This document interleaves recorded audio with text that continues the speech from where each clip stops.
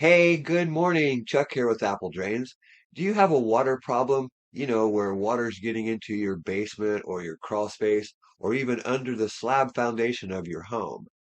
Have you ever priced how much it costs to waterproof the exterior of your home?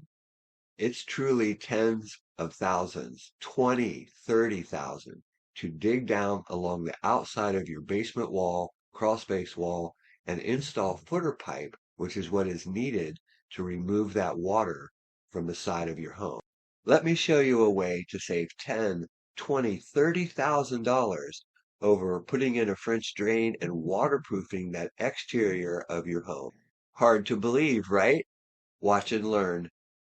Let me give you a real quick history of what's going on here. So here we have both basement and crawl space walls. And can you see the downspout? Next, let's look at the grade. Can you see how that slopes down towards the basement wall? So what happens when the water from that downspout overflows? I think you can figure it out. It runs right over to the basement wall and goes straight down into the basement. I've said this 1,000 times. The downspout drain is the most important drain in the rainwater drainage system. We can clean this line and solve this basement water problem. You can really see it here now that the straw's been removed. When that downspout drain overflows, that water goes straight down into the basement. Okay, let me give you a step-by-step guide of how you can clean this drain yourself and truly save tens of thousands. This machine is available to rent from most good tool rentals like Home Depot or Sunbelt. You can rent it for a whole day or just a half a day. Just be sure to get the largest machine they have, not the little one. Okay, step one, you uncover that downspout. Take that downspout apart so you can get your cable down into the line. It's very tight right at the bottom of that line. There's a very sharp turn, and you have to push that cable through that turn before you can start the machine. Once you have it down in, now you're ready to clean the line. Most of these machines come with an automatic transmission feed. You see that right there? But we find it much better if you just pull that cable out and push it down into the line very slowly. What you're trying to do is feel the stoppage as the cable goes through the line. Step two is to know where your cable is. Most of these lines, they run out to the front, someplace out front, maybe to the curb or maybe to the end of a garden bed. If it's possible, try to run a garden hose in the pipe at the same time. But let it run. If it backs up too much, of course, you have to stop the hose. But if you can let it run, it will really help unclog that drain. As your cable comes through the line, you should start to see a flow of water wherever it's discharging. Can you see here? There's just a tiny little bit of flow. But watch as this cable comes out of here. This is the great part because this is so satisfying. This cable is going to open this line and look what's on the end of it. Tree roots. That's the most common thing that you're going to find down in your line.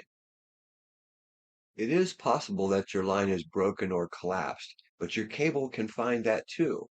So step four is basically we're just going to unspin those roots off of the cable.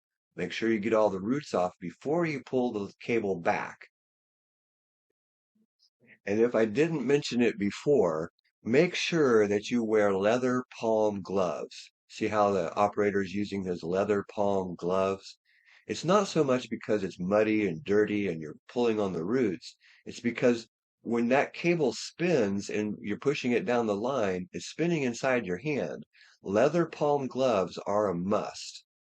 So now basically just undo all these roots. That one's really root bound. It's got a lot of roots on that cable. And we just pull them all off. Once we get them off, we're just going to pull this cable right back up to where we started. You can see it go right back up the line. Pull it back into the machine, or you can use the transmission to pull it back. Either one. And one last step. Be sure to test your line before you pack that machine up. In other words, put that hose in there let it run, make sure that that's wide open, and then you can backfill, cover it up, and you're done. It's almost 100% guaranteed that you solved your basement water problem. And you save tens of thousands versus having to put a French drain down along that foundation wall. Hey, this is Chuck with Apple Drains, reminding you that if you believe you can do something, I guarantee you can do it. Have a great day.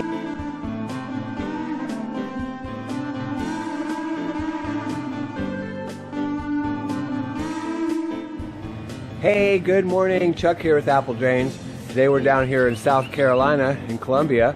We're working on a hotel. Used to be some type of Hilton or something like that, but now it is a extended stay. What we're doing is we're cleaning a sewer line. And you can see we've got our Spartan 1065 set up here.